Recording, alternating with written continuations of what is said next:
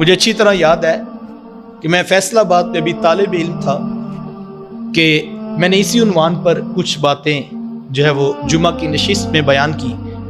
تو ایک نوجوان بعد میں میرے پاس بیٹھا تو وہ کہنے لگا میں 4-6 ماہ سے آپ کے پاس جمعہ پڑھنے کے لیے آ رہا ہوں اور میں نے بہت کچھ یہاں سے سیکھا ہے، لیکن آج میں نے فیصلہ کیا کہ میں آئندہ یہاں جمعہ نہیں پڑھنے آؤں گا. تو پھر میرے دل میں خیال آیا کہ جہاں سے اتنا کچھ سیکھا ہے تو جاتے جاتے میں آپ کا شکریہ بھی ادا کر دوں. تو میں نے کہا کہ اللہ آپ کو سلامت رکھے، آپ کی محبت ہے کہ آپ نے شکریہ ادا کیا. تو اگر آپ اجازت دیں تو کیا میں پوچھ سکتا ہوں کہ آپ آج کے بعد کیوں نہیں آئیں گے؟ تو وہ کہنے لگا میں نے قرآن حدیث کا پیغام یہاں سے سیکھا ہے، لیکن یہ جو آج آپ نے عنوان بیان کیا کہ ایک مرشد ہوتا ہے، ایک شیخ کامل ہوتا ہے، ایک بزرگ ہوتے ہیں اور وسیلہ ہے اور بیت ہے، تو یہ باتیں میں نہیں مانتا. تو یہ تو بالکل اسلام کے ایک اینٹی مذہب ہے جو آپ بیان کر رہے ہیں. تو میں نے اسی وقت فیصلہ کیا کہ آج کے بعد میں نہیں آؤں. تو میں نے کہا کہ فیصلہ تو آپ کا ہے، میں نہیں روکتا کہ آپ یہاں پر ہی جمعہ پڑھیں، لیکن اگر آپ مجھے اجازت دیں تو کیا ہم اس موضوع پر 2 لمحے کے لیے بات کر سکتے ہیں؟ تو وہ کہتا کیوں نہیں، آپ ضرور بات کیجیے. تو میں نے کہا میں نے آج جس عنوان پر گفتگو کی اس پر آپ کا جو موقف ہے اگر آپ مجھے بتائیں تو ہم آگے بات بڑھا سکیں. تو وہ کہنے لگا کہ آپ نے کہا کہ وسیلہ ہوتا ہے، بیت ہے، مرشد ہے، پیر ہونا چاہیے، تو یہ جو ہے میری سمجھ میں نہیں آتا.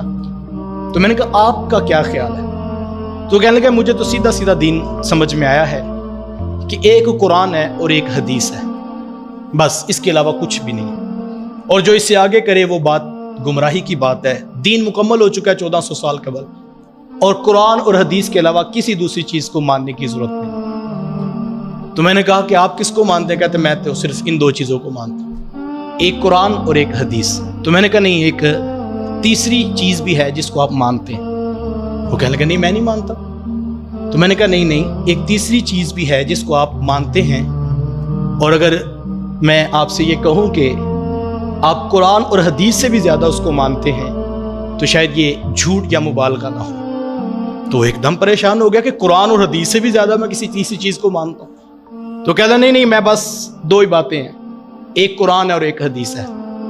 میں نے کہا اچھا مجھے یہ بتائیں آپ کو یہ بات کس نے سمجھائی تھی کہ ایک قرآن ہوتا ہے اور ایک حدیث ہوتی ہے؟ تو وہ خاموشی سے میری طرف دیکھنے لگا. میں نے کہا وہ کوئی شخص تو ہے نا جس نے آپ کو اتنا پکا یہ سبق پڑھایا کہ ایک قرآن ہوتا ہے اور ایک حدیث ہوتی ہے اور تیسری کوئی چیز نہیں ہوتی. تو میں نے کہا تیسرا وہ شخص ہوتا ہے جو یہ بتاتا ہے ایک قرآن ہوتا ہے اور ایک حدیث ہوتی ہے. اور یہی میں نے آج خطبہ دیا ہے کہ تیسری شے کوئی نہیں، لیکن تیسرا وہ ہوتا ہے جسے وہ یہ بتاتا ہے کہ ایک قرآن ہوتا ہے اور ایک حدیث ہوتی ہے. تو وہ ایک دم جو ہے وہ حیران ہو کر مسکرا پڑا. تو میں نے کہا ویسے وہ خوش قسمت ہیں کون جنہوں نے آپ کو اتنی سونی بات پڑھائی کہ آپ اس کے علاوہ کسی کو ماننے کو تیار نہیں، لیکن یہ تو مانیے کہ وہ تیسرا بھی ہوتا ہے جو یہ بتاتا ہے کہ ایک قرآن ہوتا ہے اور ایک حدیث ہوتی ہے. تو وہ کہنے لگا وہ فلاں ڈاکٹر صاحب ہیں اور میں ان کو بڑے شوق سے سنتا ہوں. تو میں نے کہا بس نام کا فرق ہے، آپ اس کو ڈاکٹر صاحب کہہ رہے ہیں، میں ان کو شیخ کامل کہہ رہا تھا، میں ان کو مرشد کامل کہہ رہا تھا. تو نام کے بدلنے سے چیزیں نہیں بدلتی. آپ اس کو راہبر کہہ لیں، آپ اس کو استاد کہہ لیں، آپ اس کو شیخ الحدیث کہہ لیجئے، آپ اس کو شیخ القرآن کہہ لیں، آپ اس کو علامہ صاحب کہہ لیں، آپ اس کو حافظ الحدیث کہہ لیں، آپ اس کو اسلامک اسکالر کہہ لیں، آپ اس کو PhD ڈاکٹر کہہ لیجئے. نام بدلا جا سکتا ہے لیکن حقیقت نہیں بدلی جا سکتی. یہ اتنی بڑی حقیقت ہے، اتنی بڑی حقیقت ہے جس کو کوئی شخص نہیں جھٹلا سکتا. جو یہ کہتا ہے میں کسی کو نہیں مانتا، میں کہتا ہوں وہ بھی کسی کو مان کر کہتا ہے میں کسی کو نہیں مانتا.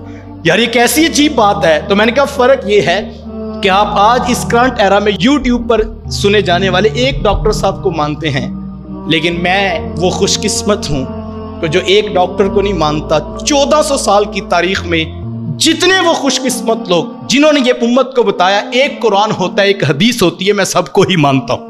ایک قرآن ہوتا ہے اور ایک حدیث ہوتی ہے، تیسری شے واقعی کوئی نہیں ہوتی، لیکن تیسری وہ محبتوں کی ایک لڑی ہے اور اسماء الرجال کا ایک وہ سلسلہ ہے کہ جو حضرت ابو بکر صدیق رضی اللہ تعالیٰ عنہ سے شروع ہوتا ہے. سب سے پہلے امت کو انبیاء کے بعد حضرت سیدنا ابو بکر صدیق رضی اللہ تعالیٰ عنہ نے بتایا تھا لوگوں ایک قرآن ہوتا ہے اور ایک حدیث ہوتی ہے.